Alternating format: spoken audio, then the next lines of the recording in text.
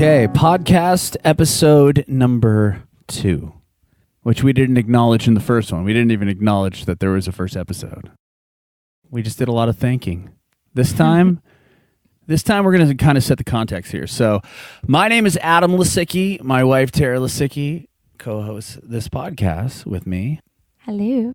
In the first episode, Tara did not have a microphone. So if you heard her screaming from the background, I apologize for that. In the beginning, I did a few episodes by myself, realized that was a horrible idea. So we were together in this one you're about to hear with Frank Iero. Frank Iero of My Chemical Romance, Frank Iero of Frank Iero and the Future Violence. It was really rad being able to chat with Frank about his journey from being just a kid in New Jersey to playing in My Chemical Romance to having his current band, Frank Iero and the Future Violence. Frank even really opened up about a near-death experience he had, which, Tara, you can relate directly to. Yes. During this interview, Frank and I connected and shared stories of very similar near-death experiences, and it's worth listening to as it's the basis of his new album. Yes. Thank you so much to Heather Hawk that brought us together, and we're bringing it backwards with Frank Iero. Thank you for doing this. Honestly, this is so awesome to be able to chat with you. You grew up in New Jersey. You want to tell me about growing up there? Yeah, sure. I grew up in Belleville, New Jersey. Okay. Which is neither the wrong side or right side. It's right, like in the middle of the tracks. Sure. It's like, okay. Yeah. At any moment, you're ready to get hit by a train. It's just there, and okay. it's it was a great little town. I liked it a lot. It's actually funny. Like some of the guys like from my camp and stuff like that grew up in the same town, but we didn't meet each other until I was in my 20s or like 19 maybe 20. Oh wow. But I went to school, like high school and stuff like that, a couple of towns over in North Arlington. From where you grew up? From where I grew up, yeah. And did you just bus there or something? Yeah, it was like a Catholic school kind of thing. So my parents wanted me to go there, so I did. Sure, yeah. It was like, do you want to go? Like nobody said like, oh, do you want to go there? It was just, you're going yeah, here. it was just like, here, this is where you go now. Okay. Did you you went to high school there? I went to high school there. Yeah. So before that, you just went to a regular public school? I didn't. No, I was in Catholic school. Like, okay. Yeah, like K through end of high school, 12? Yes, K through 12. Wow. Yeah. Yeah. And I started some bands in that realm of being in schools. I think I met my first bandmate when I was 11. Oh wow! Through T-ball or Little League. Well, sure. Peanut League, I guess. At that point. He played guitar, and I said that I had played guitar too. He's like, "Well, that's not going to work. We can't start a band that way. we both can't play guitar. We both can't play guitar." So I was like, "Well, my dad plays drums. He showed me how to play drums." He's like, "Why? Then you're the drummer." Oh wow! So is that how you got into music? Then was through your dad? Yeah. So sorry, I'll start. Oh no. Yeah, I was just my dad was a drummer. My grandfather was a drummer, and it was like that was the end all be all. Like some kids, like they want to be baseball players or like Spider-Man, and I wanted to be in a band. Really? Growing up, that was at your sights were always on. I'm going to be in a band. I either wanted to make monster movies or be in a band, but like I think monster movies, I was like, I don't know anybody that does that. Like, sure. You know what I mean? But like the band thing was like, 'cause my parents split when I was 3 and they divorced like when I was 7. So like on the weekends I would go visit my dad. Sure. And either I would go see him play, mm-hmm. Because he would have a gig either every Friday, Saturday. Oh wow! Night. Or if it was a place that like they didn't find it acceptable to have me there, then I would go see my grandfather play, and he played every Friday, Saturday, and Sunday at this speakeasy in like Trenton, Lawrenceville area. Oh my gosh! Yeah. So like I would either get to see my dad play in a blues band, or I get to see my grandfather do like Dixieland. He played like big band jazz stuff. Sure. Or like old Sinatra standards. Yeah. Stuff like that. Oh my Awesome. gosh. Yeah. That's really so. You pretty much grew up in like venues and seeing live music and kind of seeing it all come together. Were you there like when they were setting up? Like all of it? Yeah. And that was the thing too, because like. I definitely got like the roadie treatment because like my dad was a drummer and like no one helps the drummer. Oh sure, he's the guy that has to carry all the equipment. they always used to, like, my grandfather would always be like, Frankie, play the triangle. You know what I mean? That was always his thing, you know? Yeah, because you have to have a truck, and like it turns into this whole thing. And that's why like they all had like Lincolns or something like that. Like you just needed something to fit drums in. Sure. And so like my first car, like when I finally got a car, was like a Buick LeSabre, like this huge back seat. You know? Anyway, so that would be my dad's tech. So we would show up early and we get all the stuff out. During the day, I would wash my dad's cymbals. That was my job. Like he used to do this thing where he would send me to the store to get Twinkle. It's like a copper pot cleaner, and he liked to use that on his cymbals. So then I would scrub his cymbals. But when I did that, I got to pick like what record we could play on his old record player. So I got to listen to, like, you know, all the old Beatles records and Stones records and stuff like that. And that's how I kind of. So is that how you kind of got introduced into music as well? Like playing and hearing, you know? Yeah, basically like a servant. Like that was like the trade off was like, all right, you can listen to Sabbath, but you have to get your hands dirty, basically. That is amazing. Yeah. So you started this band and you were the drummer, and this is the first band you ever. That was the first band I was ever in. Yeah. What year did you guys start playing in the band? All right. Or not year, but like what age were you? Here's the thing. It was a band, but like we just wrote it on notebooks. Like that was as far as it got. Like I think we wrote like 2 songs. Oh, okay. And I played drums and we may have recorded it to cassette tapes that people don't know what those are anymore. And sure. Yeah, we heard that earlier.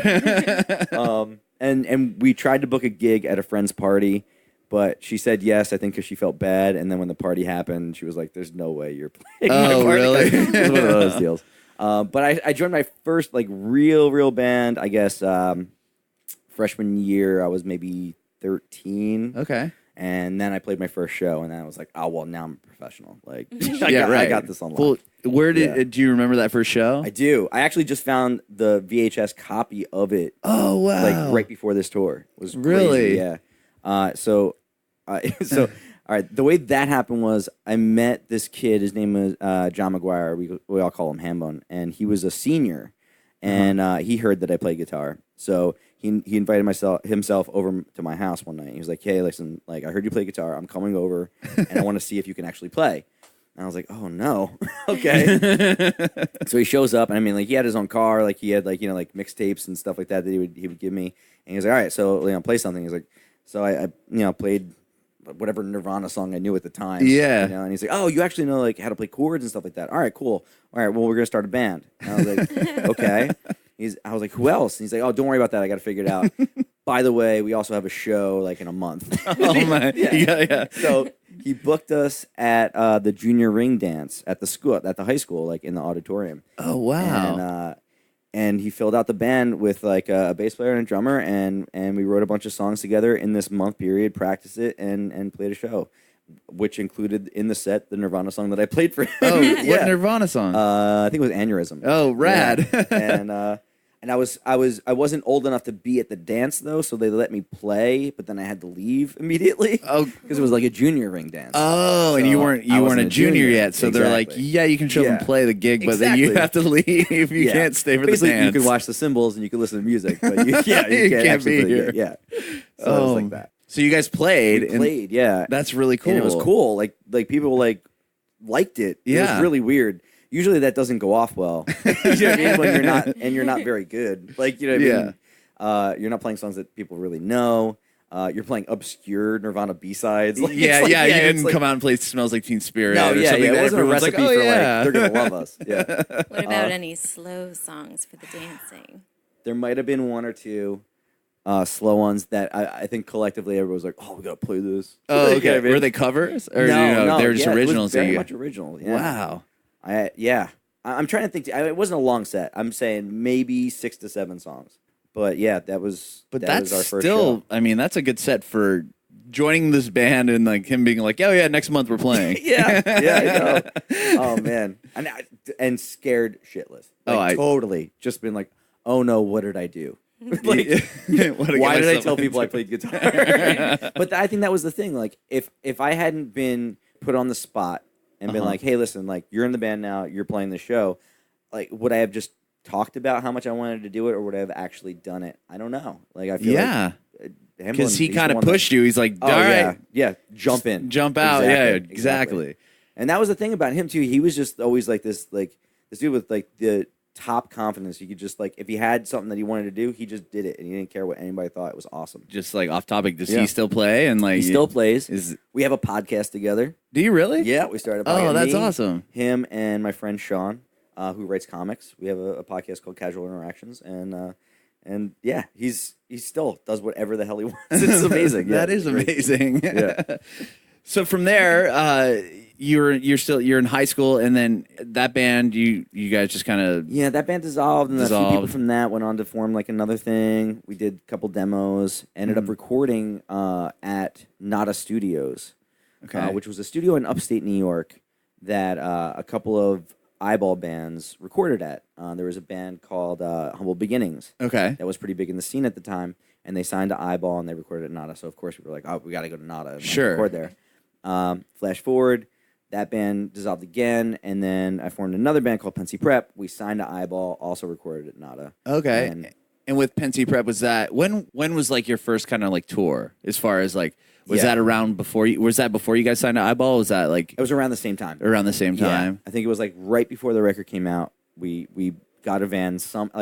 That again because Hamlin actually was in that band. Okay. And Hamill got a van somehow because he was like, we're going on tour.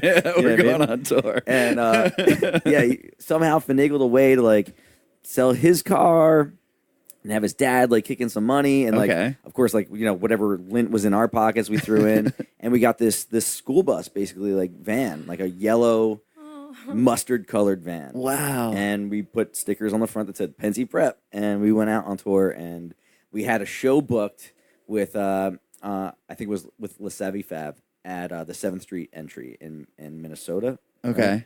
And that was the show that we booked like a whole tour around. Okay, so you get this one gig out of town, and you're like, all right, we're doing it. Somehow, we convinced somebody, lied to them somehow, said that we were good enough to get on the show. We get on the show, and we book all the way out and all the way back. Wow. And it was... Was that just like cold calling people? Like, kind of. Like venues? Yeah. One of the guys in the band at the time, his name was Neil. He was in another band that had done minimal touring around the area, and we just had the guts to do it. Yeah, just like you just call up and like, what are they gonna say? No, you know what I mean? Right? Yeah. And Hamill would sometimes he would just walk into a place and be like, "Yo, we're playing down the street, but yeah." I really think we could bring a lot more people to this place, and then like get a show at a place like just off the cuff. It was crazy. You could do that kind of stuff, and so we just ended up doing all these tours. And this is the kicker of this tour is that we broke down and we played shows where we got paid nothing, and and certain shows you'd show up because this is like back in the 90s, like like nobody had cell phones or anything, so you're calling from like pay phones, and you show up and like. You thought you had a show there, but then the guy just decided not to do it and didn't tell anybody. Like that kind of stuff. Yeah, so like stuff would get canceled, and you just drove all the way there, and you're like, it's like, oh, I got this show in this basement, and then like you show up, and then it's like, oh yeah, my mom said I couldn't do it. It's like that kind of stuff happens. So finally, the day before the 7th Street entry show, the big show, we're like, all right, we're gonna get like good night's sleep. We're gonna treat ourselves to a hotel room, and we're gonna get to this show, and we get in the van. We drive maybe about 20 miles, and the van just slits its throat and dies on the highway. And oh, my God. We can't make the show. And that was... Oh, my God. I know. Without cell phones, how did you guys... I had to walk down the road to like a guy that would fix it, and came out with a hose, and and we had to call John's dad and be like, yo, we need $500 or we can't come home. Like that kind of... It was just like, it was pure defeat. But we had made it out of Jersey. Yeah. So it was like one of those things where like, it wasn't a successful tour, but it was a tour. Sure. And we could say that we had toured. Yeah. And that just gave us confidence to keep going, Mm-hmm. And when you signed with Eyeball, how did they approach you? Like, did you approach them? Were you friends with people? Like, how did that happen? Yeah, that's a weird one. How did we meet up? That's a good question because I don't know. Oh, okay. It was just one of those things where I think like Alex Eyeball was just like so involved in the scene. Mm-hmm. There was a conglomerate called Bomb Shelter Productions, which actually my now wife used to put on shows with her friends under this thing, Bomb Shelter Productions, and they used to put on all these shows at the Wayne Firehouse. Okay, it's like a VFW hall that you'd rent out, and they booked everyone. Like I saw in 1 week, I saw Jimmy Eat World at the Drive-In, Jets of Brazil, Alkaline Trio, all playing this fire hall. It was the place. Like it was the biggest venue. All the bands played. If you came to this is in New Jersey, yeah. So if a band was late 90s, right? Yeah. But still, if a band was coming to town, they would play. She was playing them. Yeah. Oh. So Ricky Saporta, my wife Jamia, and their friend Pilak, they basically put on these shows there. And Ricky was the brother of Gabe, who was in the band Humble Beginnings, and eventually went on to do Midtown and Cobra Starship and all that stuff. But like that was what they did. They put on shows. So Alex was always at those shows. And somehow, I'm sure it was Hambone, like, figured out a way to get into, like, a party at his house. And then, everybody just got wasted, and he played our demo. And so Alex ended up at my mom's house one night watching us practice and signed us. Wow. And that's how that happened. Yeah. Oh, my. Wow. So it's like, thank you, Jamia, for having... Oh, yeah. Definitely. I got to see... All right. So... If Jamia knew then how many of her shows I snuck into, she probably would never have dated me. It was like one of those things. Yeah. But she was so involved in. I got to see so many bands that just shaped the way I thought of things because her and her friends put them on. It was crazy. Yeah. So were you when you guys signed to the label? Were you still in high school at this point, or were you out of high school? I think I had just graduated, and I started at Rutgers. Yeah, so I was probably 17 when we signed. Okay. And I went on tour. Yeah. And you were going to Rutgers University? Yeah.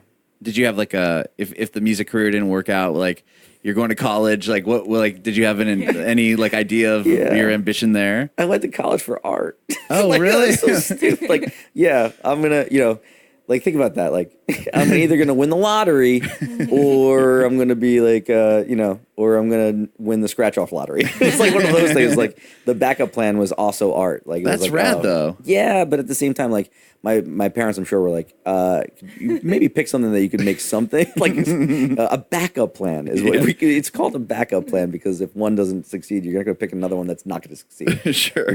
But, yeah, that was my thing. Like, I just went for that, and then I think I had like I was like, maybe I'll do psychology or something, and just to have something. But I ended up dropping out at the end of my third year to go on tour with My Chem. Oh, wow! And so that was it. My Chemical Romance, were they part of? They signed Eyeball. Yeah, they were on Eyeball too, right? Yeah. Early on. Exactly. Yeah, And so the first record. You were on that record though, weren't you? The first album. I was. Yeah. So how'd you get hooked up with them? Like, how did that work out? So what happened was, Mikey and Gerard used to go to the parties at the Eyeball House. How they all met, I don't know. There was like mutual friends between whoever, and it was just the place to be, kind of thing, So we met through them. They said they wanted to start a band, and Pensy at that time had a Lockout, which is like a practice studio that just like a room like this. And literally this big, actually, is how big our Lockout was. So like 4x4, basically. Yeah. And we had a key to it, and you paid, an exorbitant amount a month. Yeah. Whatever you made it, like the supermarket job that you had, you went into this, and you would practice there. You could practice there 24/7. Wow. So we said to them, like, hey, listen, we got this Lockout. If you guys are starting a band, we could split the rent, and we could practice. Oh, together, okay. Yeah. So you guys shared a practice space. Exactly. So My Chem, Pensy ended up breaking up, and My Chem was going to do a record, and they said, we want to add another guitar player. The only person we could think that we would want in the band is you, and if Pensy's breaking up, would you want to come and join our band?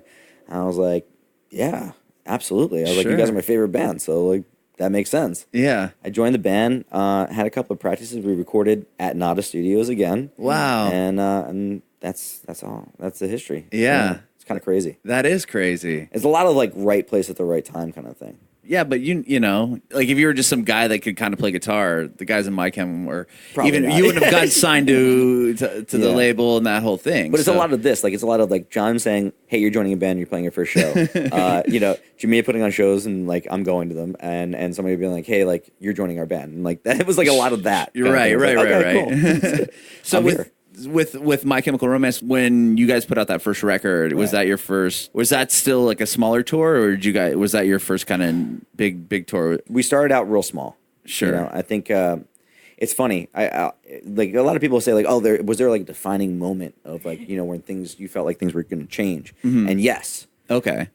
We were doing a lot of like, you know, local touring and anything we could jump on. We toured with a band called North Star. I remember that? Yeah, I love that band. Yeah. Hope's Fall. We did tours with them. Under Oath when they were like the biggest band that we had toured with at the time. Wow. And you know, it was like, you know, to Florida and back kind of thing, like just up and down the East Coast. East Coast. Yeah. Okay. And then we got offered a show opening for Jimmy Eat World because Cody and Cambria had to drop off. Oh, we wow. played the Allentown State Fair or Allentown Fair. Okay. Because Allentown's not a state, but you know, like like their fair, right? Okay. And it was we get up there, we had our CD, we were selling it, and we played. What did we open? I think it was like Head First for Halos or something like that, and the crowd started to jump.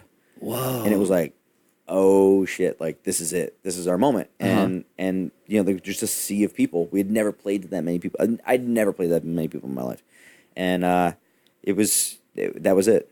Yeah, from that moment we got like bigger tours and it just went from there. Yeah, I think we ended up getting booked by Matt Galley like shortly after that, and yeah, it took off. Wow. Yeah. What's crazy too is, all right, so we put that record out. Yeah. You know, and then I think even before that kind of we had recorded one song just as like a trial. We recorded "Vampires Will Never Hurt You." Okay. Put that on the internet, like MySpace kind of thing. Yeah. And that was, I guess, to see like, you know, if we should record a whole record, and immediately people started to like respond to it. Wow. When we finished the record, major labels started to find out the number of the lockout room studio. Whoa. Because Hambone ended up moving out of his house and living in the lockout room, and it was like, I need a phone, so he got a phone there, and you're not supposed to. You installed a lock, like shit, like all right, you're not supposed to do any of these things, you know what I mean? And he was just like, fuck it, yeah, I'm just gonna get a phone here, you know what I mean? This is where I live, and so he got a phone, and so people would major labels would call that number, and Hambone would pick up and be like, we heard My Chem practices here, we want to talk to them, and it was really, really weird. Wow. Yeah. You got signed to a major label for the second record, right? Three Cheers. Yeah. And how did that process? Were these major labels that were calling, you know, your practice studio? Were they trying to win you over, like wine and dine you, and like how did that process go? Well, when that started to happen, we got really scared. So we kind of just we told him he couldn't tell anybody where we were anymore. Okay. And we ended up we just saw a lawyer. And we found a lady by the name of Stacy Fass, who is still our lawyer and is now actually the manager of MyChem. But she just was like, hey, listen, tell everybody to back off. Let us be a band and figure this out. Like, you know, because you don't know, like, you just start a band like that. Like, they could break up in 2 months. Like, what are you trying to do? You know? And so we just wanted to see what this was. Like, we knew it was special, but we didn't know what it was going to be yet, you know? Right. So, yeah, we just kind of fought everybody off for a really long time, and then when it was time to make the second record, we thought, you know, this feels like a once in a lifetime opportunity to maybe like have a go at it, like you know, all these things that you grew up seeing, you know, or your favorite bands, like, you know, this was their, like, they had their moment. Sure, this could be ours, and we just did it, you know. Wow. And it ended up being like, you know, we decided on the label that we felt had the best team and wasn't just like you can't fall in love with like one person, you know, because we heard all these horror stories about people like signing to labels and that person just goes away. Yeah, because if that one person you love there moves to a different record label or something happens all the time, man. And so, you know, we ended up you know, meeting people over at Warner's and you know, that was the fit, the best fit for you guys, guys, you know. So wow. And then do you remember like telling your dad and your grandfather about that? Like, because they must have been like, what, like, yeah, they were like, yo, that's Sinatra's label. They were psyched about that. They must have been so blown away by that. Yeah. I mean, I don't know if they truly knew the scope of it though until like later on. I remember there was a local paper in Trenton where they're from called the Trentonian, and one year there's like a small section where they list like celebrities' birthdays. And one year my name was in there as a celebrity birthday, and that's when my grandfather was like, "Oh shit, you made it!" Yeah, he got super psyched about that. Local paper, yeah. Yeah. That's when your name's awesome. in the Trentonian, like that's a big deal. Yeah, That's it was funny cool. because when we chatted with John and Sean of Taking Back Sunday, they said the same thing. They're like, "Yeah, our parents didn't really care until they saw us in the local paper. Then it was like, whoa." That's what it is, man. 'Cause you gotta put it in context. You know what I mean? Like, Yeah. they don't give a shit about MTV. Yeah, you know, right. like- They were talking Yeah. about how they were on the cover of Alternative Press and like, oh my God, we're on the cover. They were like, no, but you're in the local paper. Exactly. Yeah. That's so funny. So when you are, being courted by these labels, was it the food that maybe influenced your decision? Because I love food, and if I eat great food with people, then it's like, yeah. You know what's funny? I think we actually ended up deciding on the one label that, like, I'll never forget this. Like, one time they came and Craig Aronson, who has since passed away, got arrested, so he was an amazing dude.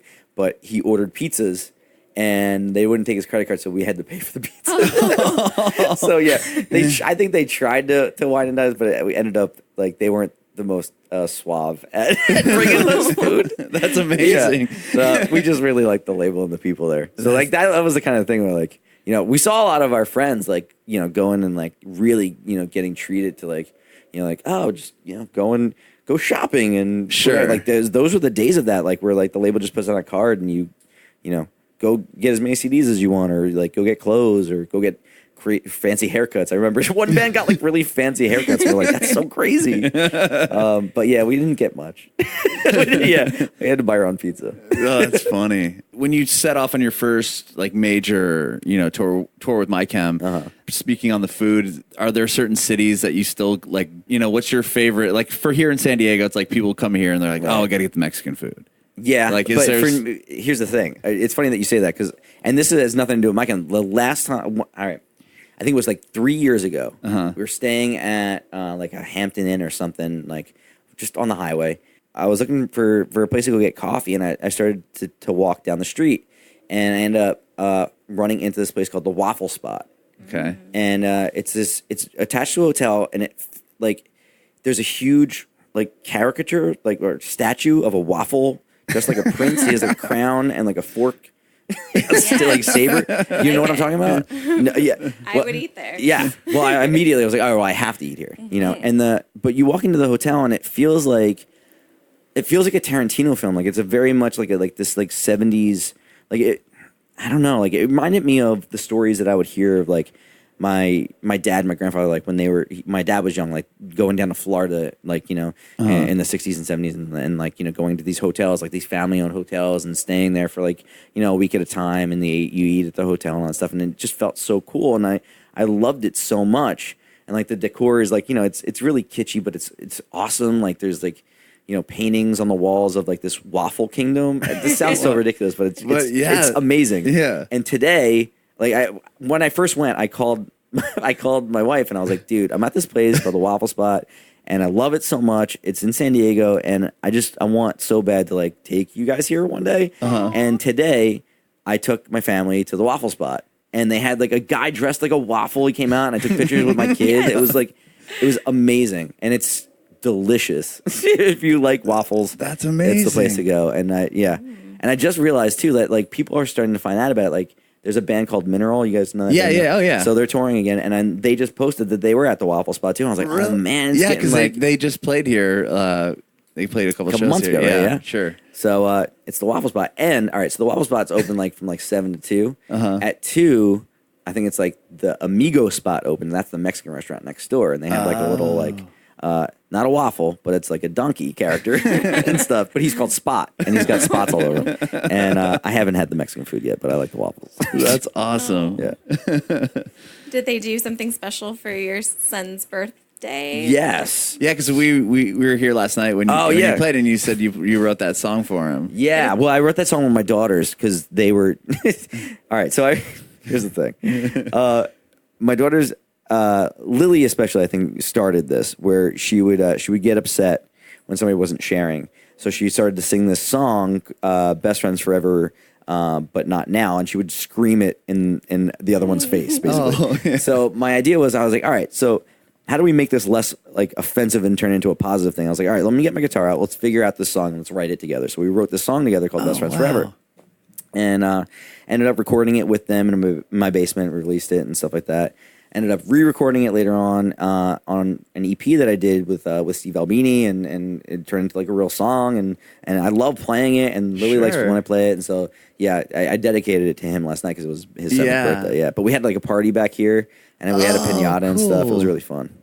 Yeah. So are they on the road with you for this whole tour? They flew out a couple of days ago and met me here. Okay. And then they're going to do like, I guess, a couple more California shows and then they'll fly home. Oh, wow. That's awesome. That must be really cool to be able to bring them kind of along with you. And it's amazing. But I've realized that I'm good at the dad thing and I'm good at the music thing, but just not at the same time. Oh, sure. The stress of it is unreal. I was saying that must be hard to juggle as far as like you probably feel bad that you've got to go sound check or do this. That's or the thing. Talk to me, and they're just like, okay, where's dad? Or like your wife's like, okay, where are you? It's rough. I mean, like I've always done this, so they don't know any different. But like it's stressful because like they're here and I want to spend time with them, but then I also have things to do, and it's like I don't want you to run around stage and like break something, and then it's like it's the venue, and then like down there on the bus and they're in somebody else's bunk, and it's like I don't know what to do, and they're like someone gave them a boa last night and there's just feathers everywhere. I was like, oh fuck, you know what I mean? It was crazy. Are they the inspiration of the one song, The Sunshine, You Are My Sunshine? Oh song? Yeah.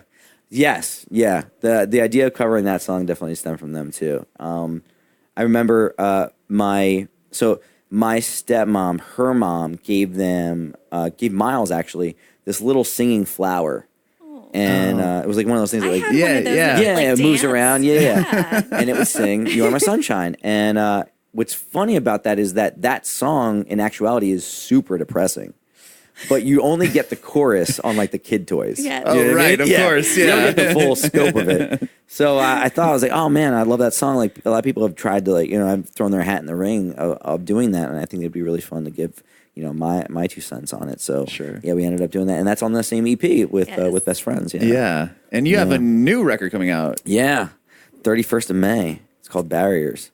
Tell me about that album. I'm so excited, man. It's crazy. Like I feel really fortunate to be able to say that every time like I'm making a record, I'm like, oh man, this might be my favorite one, and I continuously get to say that, and like that's knock on whatever this is. Like, I hope that never stops, happening. Yeah. But this was a special one, man. It's weird. Like every time I do a record, I feel like, oh man, all right, this is it. I can't. There's no way I could possibly do this again. Like I couldn't even fathom being able to how do you do this? Like write 17 to 20 songs and put yourself out like this, and it takes every ounce of your everything to make a record. Yeah.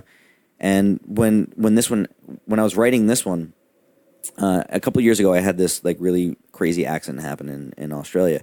Wow. Me and my brother-in-law and our manager, Paul, we got run over by a city bus, basically. So like my brother-in-law Evan, who plays guitar in the Future Violence, and Paul got like kind of like caught or crushed in between our van, like the bumper, and then the city bus, and I ended up like underneath it, like in the wheel well. And then we ended up going to the hospital and having surgeries and all these things. I have this crazy tear in my shoulder, and my brother-in-law has like nerve damage in his leg, and he has to still wear this brace. And it's this horrible occurrence that happens. It's this like near-death experience, and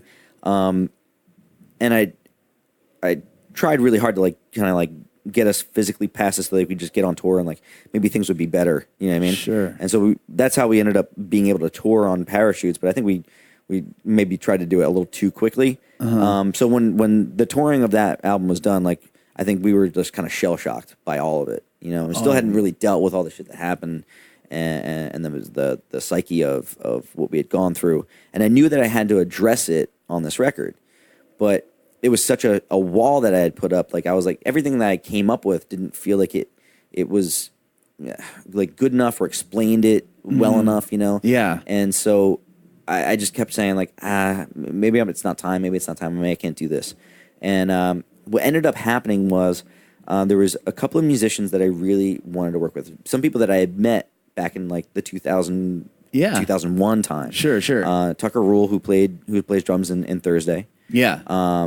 Matt Armstrong, who played bass in Little Joe Gould at the time, but ended up becoming Murdered by Death. Yeah. And these guys were musicians that I had seen their bands and been like, wow, these bands are the best bands I've ever seen. Right. And these guys are like, I don't know if I can say that, but these guys are motherfuckers. Like You these can guys, say, yeah, you can say whatever you want. So these guys, like you know, like what would it be like to be able to write songs and play with these guys? You know, Yeah. how cool would that be? And it just so happened that both of them ended up becoming free around this time, and I was like, oh man, like maybe this is my shot to like start a band with these guys, and I can Sure. bring Evan in too, who's you know, he's my brother-in-law. Like I've known him since he was 15, and I've just watched him become this like musical genius. And I was like, all right, the stars are aligning. Something's telling me that I have to do this. So I'm just gonna do it. I got to start writing songs. And all of a sudden, like that motivation, I think, was what made me be able to break down that wall of addressing this huge issue and writing these songs.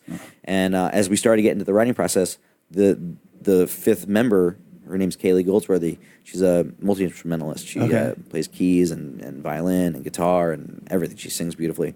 We met her about 2 years ago while on tour, and she became free as well.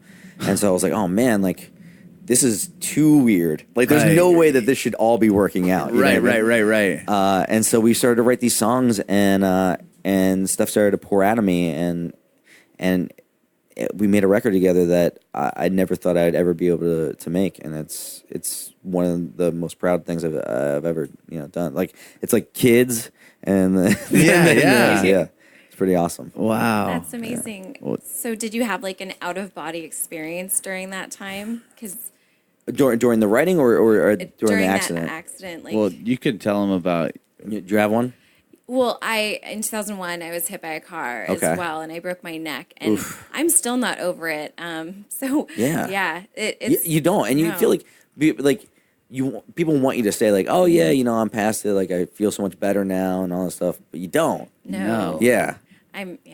She still gets like really bad anxiety and stuff walking around and. So like if you're in front of a tour bus, like I would be. It's rough. Ugh. Yeah.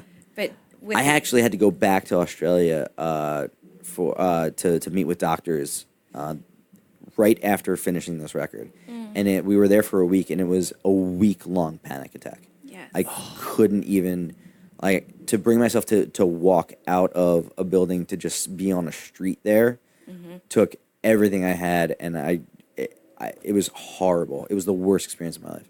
Like to revisit, the one of the doctor's offices was like literally 3 blocks from where the accident happened. Oh and my gosh! I had this like feeling like, all right, maybe if I can get myself down there, like like things will change. I just couldn't go down there. Exposure therapy is not not okay. Yeah, it was really rough, and I felt like too like these buses that are down there, like there are these Sydney city bus. Like it's a blue and white Mercedes double-decker thing that just kind of like they careen down the street, and there's so many of them. It felt like hundreds pass by you every 10 seconds. That was horrible. Like everything flooded back immediately, and I realized that, oh wow, I'm really not over this. Yeah, it's rough. Oh my gosh! Well, that's great that you were able to. Yeah, kind of get it out, right? Yeah. That's a big thing. Like I feel like there's a particular song on this record. It's called 6 Feet Down Under, and that song is basically just a conversation between me and a therapist that was appointed to me after the accident, and just like this idea of like, you're very, very nice and you're very, very smart, and the things that you're saying to me, I know that they come from a good place, but they don't mean anything because you can't tell me that this is real and that I survived, basically. Right. So like that whole idea of like, is this real or is it just fantasy kind of thing? Like, right. You don't really know, and no one can tell you like, oh no, yeah, like you survived and this is what's happening, or like, or is this just a break, like a fork in the road of reality where like, one existence ended and this other one started. So that's a weird. I believe in all of that. Yeah. Because it's like, well, we're meant to be here. Like, right. You and I both had this crazy experience, and now you're able to share your words and your amazing music with all of us as we deal with our, tragedies and trauma. Well, that's the thing. I hope that someone can hear it and push beyond that barrier and do something amazing with it. Feel inspired and cause that ripple to keep going. And that's what it's all about, is to like do the stuff that scares the hell out of you, because that's where the wonderful stuff lies. Sure. I love that. So I'm still like back where you said that you also wanted to do monster movies. Yes, I want to know more about that. Oh man. Well, that was the thing too. I think the things that my dad and I really connected on were, one was music, and two was just horror films. Like, when I was way too young, like he would show me stuff, here's The Exorcist. Yeah. Well, not so far, like not yet. My mom showed me that though, and that was a real bad mistake. But like he would rent books and stuff from the library too about like how Frankenstein was made, and you would get to see Boris Karloff making the applications and stuff like that, and there's that picture of him with the makeup on and drinking tea, and it's you get to see behind the scenes. And I was like, wow, that's so fascinating how they made this stuff. And so we would watch all the black and white Universal horror films, and then eventually got into all of the Vincent Price stuff, and then from there it was the 80s, so it was I really want to see Nightmare on Elm Street. And we started getting slasher flicks and stuff like Halloween that. And all that stuff. Which he wasn't as big on, but he would take me to go see or rent, whatever. Yeah. And then my mom would yell at him, and then it would be this thing. Yeah. That's awesome. Yeah. Well, maybe you can incorporate that in a music video. Yes, and I've tried. I think the first video I did for when I did the first solo project, The Celebration, was a song called "Waited," and we did a very low budget horror type film, kind of like a B movie. Yeah, exactly. That's awesome. Yeah, that's really cool. I became friends with a couple of amazing people, John Carlucci and Brendan LeGank, who do a thing called Ghost Cow. They're directors, and they've done some amazing things. They've done drone boning, and they actually just finished their first feature film called Drunk Bus, and that's going to come out soon, I think. And Tate Steinsick, who was on Face Off, was a visual effect competition show on Sci-Fi. I remember that. Yeah, where they had to build. Yeah, yes, exactly. I know exactly what you're talking about. So he was on a couple of seasons of that, and they are all friends too. So those are the guys that worked on both the Joyriding video and the Weighted video. Oh wow! Yeah. So that's cool. really cool. So you actually did kind of get a piece of that. A little bit, yeah. I figured I found a way I could do both. Yeah. That's really cool. Can you tell us more about your podcast and your friend that does comics too? Absolutely, yeah. So it's a monthly podcast. So that band, Pensy Prep, the two other members in that band that I remember that I knew in high school were Sean Simon, who is a comic book writer. He wrote the True Lives of the Fabulous Killjoys comic with Gerard. Oh, really? Okay. He did Wizard Beach, that's out on Boom Studios right now. He did Art Ops. He's a fantastic writer. Yeah. So he's on it. He played keys in Pensy Prep, and Hambone John McGuire, who was in every band responsible for everything that I have ever done. He's in a bunch of new bands now. He does a couple of podcasts about vintage RPG gaming and stuff like that. And he's just a jack of all trade type dude who's I'm doing podcasts now. We should do a podcast. Basically, that's what I was hey, you're in a band, you're in a podcast. Yeah. So it's called Casual Interactions, and you can find it on YouTube and Spotify and all those things. Yeah, we're gonna check that out. I'll check it out. Yeah, that's really cool. Basically, half-hour episodes of me just laughing hysterically at how funny these dudes are. Yeah. Is there a top? What's the premise of it? Is it about comic books or just whatever the hell you guys want to talk about? All that stuff. It's about what inspires you to be a writer, what inspires you to be creative, the different things about those outlets, the trials and tribulations of it. And, and just, our friendships and where we came from. Okay. Basically, yeah. That's really rad. That's really, really cool. Well, thank you guys so much. No, for doing thank this. you. I just have one more question for you is, do you have any advice for aspiring artists? Yeah. I do. It's not. Unfortunately, it's not the advice I think that people expect or want right away. People usually want a formula. Yeah. And there isn't. the advice that I have is that I think only do this if you have to. Like, you know what I mean? Like if it's like breathing, you know, like Right. you have to do it, then you should do it, because if you're not expecting anything out of it, you're going to be okay. Because the creative process and I feel like the music business or like the art industry, like these are places that very rarely love you back. Right. You're going to invest everything. You're 100% of your soul, your heart, your hard work, your sweat, your tears, all of it. And you're going to get little to nothing back. But if you're fine with that, if you still have to do it anyway, then you're going to be a success, because you have to do it from the heart, and you have to do it because you have to do it.